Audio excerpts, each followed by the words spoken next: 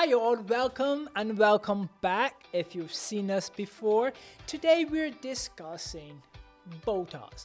Now when I say Botox, I am talking about botulinum and there are 5 companies: Botox, Dysport, Xeomin, Jeuveau, and Daxi. So these are 5 different Botox products in the US market. Outside of the US, there are many, many more. Let's look at where we are. Botox was first introduced into the United States, then came Dysport, and then came Xeomin. So all 3 of these products are the products that I pretty much have most experience with, and I prefer to use based upon the results I have achieved and seen in my patients.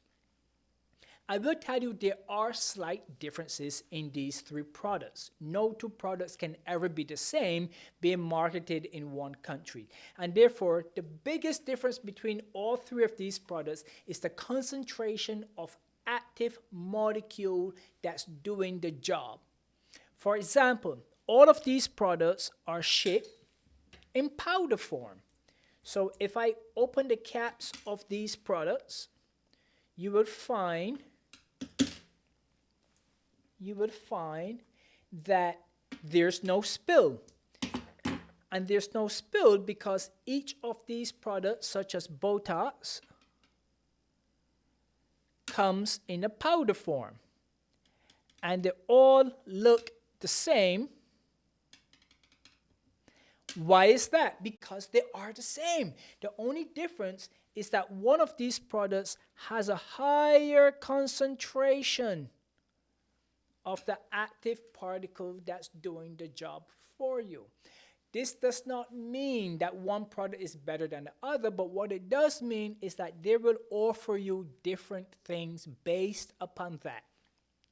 There are other small differences such as naked proteins not having as much, and the weight and the size of the molecule that pales in comparison to the concentration of these products. Now, overdone. What does overdone mean and how do we become overdone? I am sure you have seen faces that were absolutely overdone, and being overdone represents a combination of not only the Botox products but also fillers. This episode we're targeting Botox products in terms of being overdone. Botox products are typically used in the upper face. They're used in the lower but seldom. In the upper face, we're talking about the forehead, the glabella zone, the crow's feet, under eyes, eyebrow lift, bunny lines. Those are the most common areas that these products are generally used in the United States and pretty much all over the world. Overdone means that nothing moves whatsoever. So some clients would like to have things frozen. The reality is you can freeze a patient's face without making it look overdone. If the person's face is frozen and looks overdone, it's because the injector overtreated different portions of the same muscle. These are slight differences that makes tremendous significant statements as to what you are portraying to the world. If you look overdone, you are treated as such. If you look overdone, you do not look like yourself. In your mind, you're smooth, nothing moves, but it doesn't look that great to the general population, and this is why most people speak against being overdone.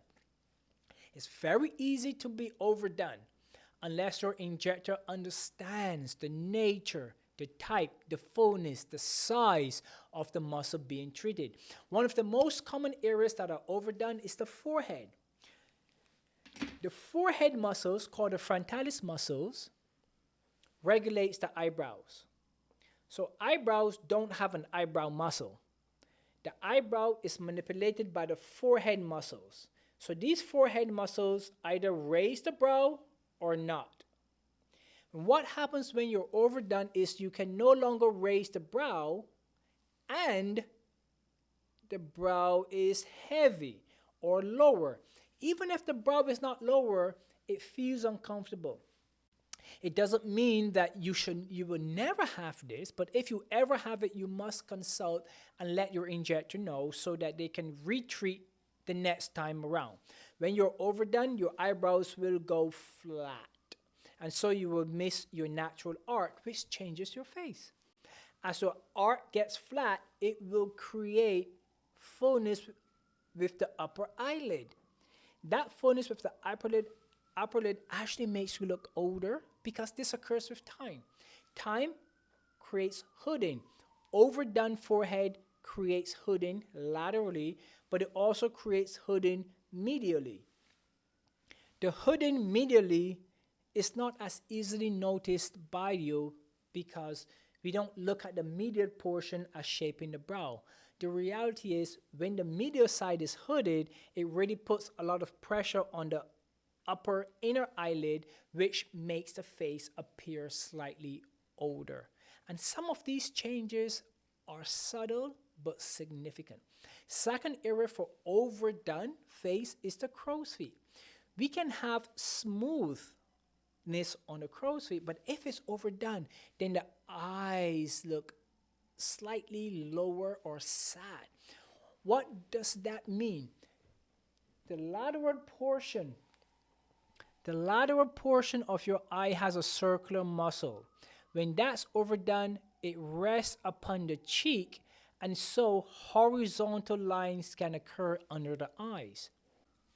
Early back in my days injecting, 2003, 2004, 2005, we would do treatments on the crow's feet and patients would complain about lines under the eyes and we didn't know why. Well, this was because we were hitting the muscle in particular places that created that event. And so many times you will have an injector say, well, I only did your crow's feet, I didn't touch your under eye, so that's not my fault. The reality is it is the injector's fault if creases are underneath the eyes. That can be rectified with some treatments that I will mention afterwards. Another area for overdone face is when we're treating the bunny lines. If this is overtreated, what will happen is it will stop this muscle from lifting the upper lip. And that muscle is one of those levator muscles that are pretty much strong, and it represents a snarl in the face, or what we call the Elvis muscle, which is this motion. So this motion is the Elvis muscle that pulls up this lip. And if your nasalis muscle to remove the bunny lines are overdone, then your smile is slightly off. So imagine someone's face that's totally overdone, nothing moves, changes the face.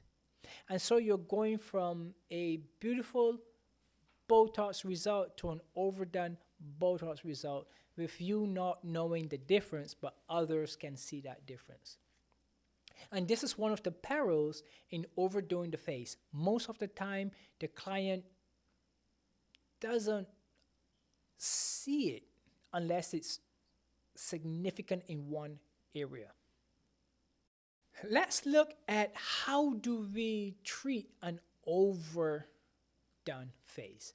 When it comes to the forehead and the eyebrows, there's not a lot you can do. Time will obviously correct these issues. Treating it, there are some products that can be prescribed for you, eye drops, that can be prescribed that tightens the muscles above, allowing your lids and your brow to slightly elevate, or we can use very, very minute amounts of the product within the upper eyelid or beneath the brow to elevate that muscle slightly. Is it 100% correction? No, it's not, but it would definitely make you feel better. If your practitioner does that the second time and the third time with overdoing, then you must find a different practitioner who understands the muscles. This industry is very difficult to learn aesthetic medicine because we have many different canvases. The muscles, the skin, the fat, the bones, the ligaments. There's so many changes in the face that it's not easy to become an expert unless you've been doing this at least maybe 10 years. Unfortunately, with Instagram and all of this social media that we have, which is really doing a good job in educating people, what happens is we have injectors who are really going beyond their bounds and creating negative effects, which makes you afraid of having it done. So if you can spot someone's treatment, if you can spot someone's nose that was done or lips that were done or anything, then it wasn't a great job. The problem is we don't spot the work that's done poorly because it looks natural. So if your co-worker comes to work and she looks great, she's 45, 55, and she always looks great, that's a great job. You will never think she does these products because she looks so natural. That is a good job. And that is the paradox. You can only spot the bad work, but you cannot spot the good work. You just appreciate the person's face with good work, but you never spot the good work. And that's in the hands of a true expert. This has been great. I hope you've got a ton of information from that. Please comment below, hit that subscribe button so you can hear more of my wonderful voice and my intriguing lectures and conversations with you on medical aesthetics and all things beautiful.